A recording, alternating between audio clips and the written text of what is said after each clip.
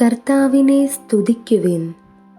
കർത്താവിന് പുതിയ കീർത്തനം ആലപിക്കുവിൻ. വിശുദ്ധരുടെ സമൂഹത്തിൽ അവിടുത്തെ പാടിപ്പുകഴ്ത്തുവിൻ. ഇസ്രായേൽ തൻ്റെ സ്രഷ്ടാവിൽ സന്തോഷിക്കട്ടെ. സിയോൻ്റെ മക്കൾ തങ്ങളുടെ രാജാവിൽ ആനന്ദിക്കട്ടെ. നൃത്തം ചെയ്തുകൊണ്ട് അവർ അവിടുത്തെ നാമത്തെ സ്തുതിക്കട്ടെ. തപ്പുകൊട്ടിയും കിന്നരം മീട്ടിയും അവർ അവിടുത്തെ സ്തുതിക്കട്ടെ. എന്തെന്നാൽ കർത്താവ് തൻ്റെ ജനത്തിൽ സംപ്രീതനായിരിക്കുന്നു.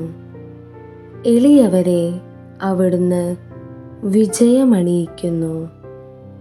വിശ്വസ്ത ജനം ജയഘോഷം മുഴക്കട്ടെ.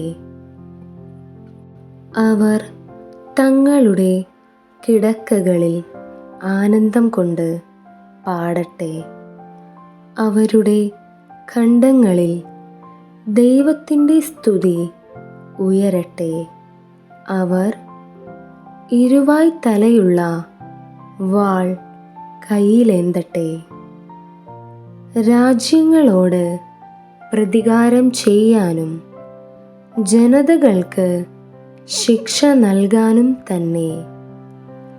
അവരുടെ രാജാക്കന്മാർ ചങ്ങലകൾ കൊണ്ടും പ്രഭുക്കന്മാരെ ഇരുമ്പ് വിലങ്ങുകൾ കൊണ്ടും ബന്ധിക്കട്ടെ.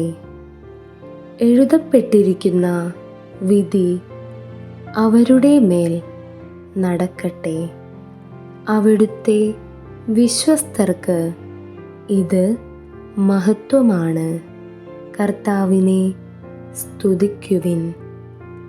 യേശുവേ നന്ദി, യേശുവേ സ്തുതി, യേശുവേ ആരാധന.